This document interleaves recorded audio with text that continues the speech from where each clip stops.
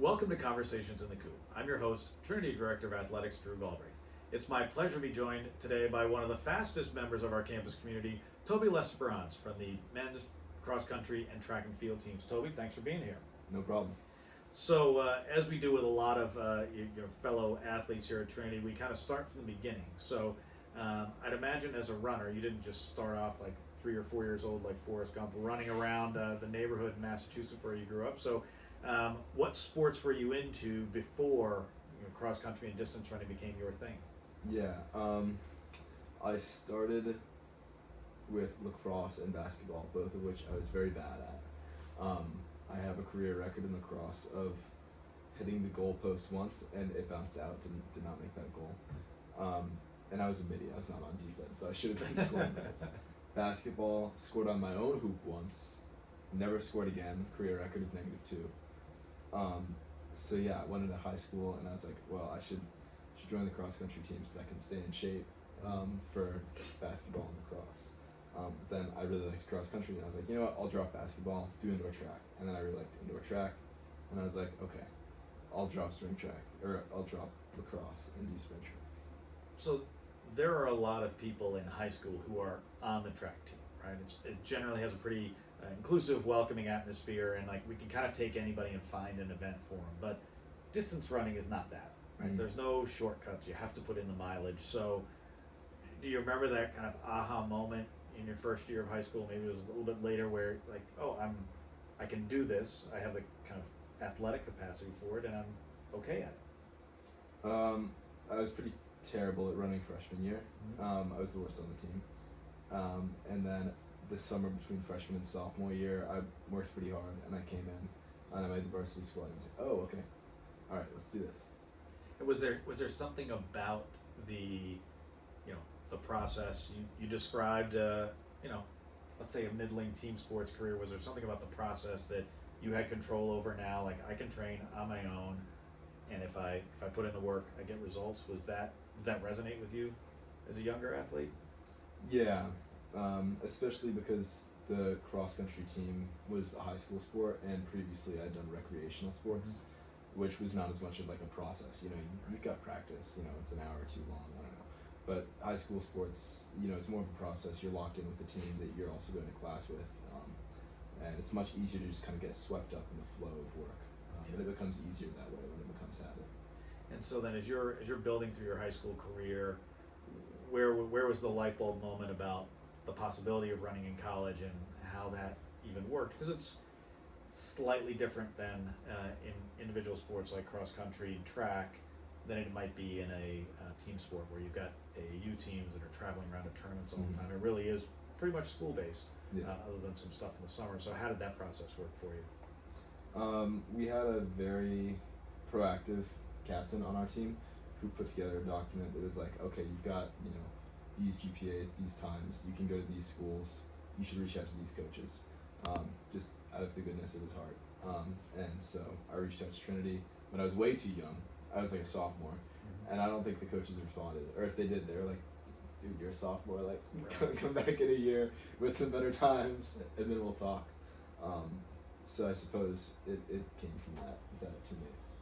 And so what was it, if you can remember, what was it about Trinity that said, like, okay, this is it's a good school for me, it's a good program for me, this is the fit?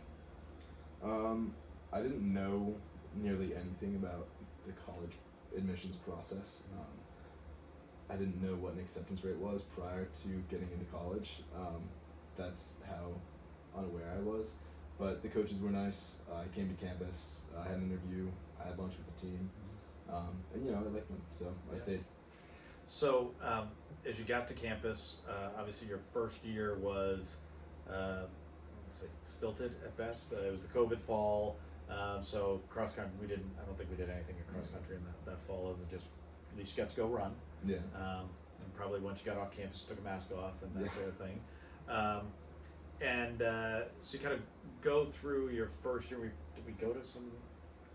Did we have a track meet or two your first year spring? Yeah, we had a couple. Yeah. But it didn't count as an NCAA. Right. So you kind of have that year. Then you come back for sophomore year, and obviously you have some teammates who are really trying to achieve things. So, you know, when did you realize, like, okay, now college running is a whole nother level than what we did in high school, and I've got to pick up my game again? Yeah, definitely. I mean, you know, I'm from Western Mass. Does not have very stiff competition. There's not many people. So, like, you'll win races and stuff, and you're like, oh, like, I'm good at running. And then you come to college and you get smacked around and you're like, oh, I'm not very good at running. So that realization came pretty quickly, like, oh, I need to get rolling. I need to go faster. Was that a mileage thing? Was it committing to different types of training? Like, how did it happen for you? Because now if you fast forward to now, you're a national qualifier. You're someone who is in the thick of almost every race you run. So what was it that you had to change, or is it just that, like, volume and putting in the work? You know, it's the little things, they add up. There's no one thing that makes you get all the way, otherwise everybody would do it. But you realize I need to have my sleep, my eating, my training all be as good as possible, because these tiny percentages add up. You know, people say, oh, like, you're already at the 99%, like, whatever, you're doing so well. But I say 1% in my event is 2.4 seconds, and 2.4 seconds is the difference between probably like 30 places on the national leaderboard where I am. I'm ready to. No, but you know, if a lifetime goal is a 4-minute mile, Yeah. and those 2 seconds are the difference between 4:01 and 3:59, Yeah. it is, and so it is those little things. So, just thinking competitively, you know, what are some kind of some goals for you? I just mentioned the 4-minute mile, and I want you to talk about that a little bit and how you go about that. But also on the national stage, with still you know, outdoor nationals still out there as a possibility this year. Mm-hmm. So goals for this spring are: got to qualify for the Last Dance. I want to go there. I want to win. I want to win nationals. It's a tight field. I think I can do it. And then after that, I want to go to a meet in Boston. I'll race unattached, but I think that if I run a good time there, it's still not so late that it'll go on the Trinity books. Yeah. So I could break the Trinity mile school record. I would love to break 4, get that 3:59 down. I would be elated with that. And is that a rabbited race in Boston? Yeah, I mean, there'll be pros there and everything. Last year, like 8, 9 guys broke 4. So I'd be happy to come last in that race. Yeah. So, Toby, you've been hyper engaged in lots of different things while you've been on campus here, and I know that you know, through public policy you've had an opportunity to do lots of different things. Can you talk a little bit about the legislative internship and kind of the experiences you had there, and then your continued involvement with that program? Yeah, absolutely. So as you mentioned, I was a part of the legislative internship program last year.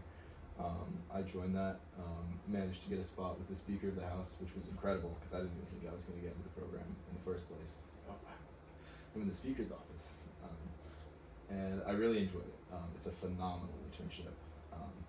And so I came back this year to be the TA.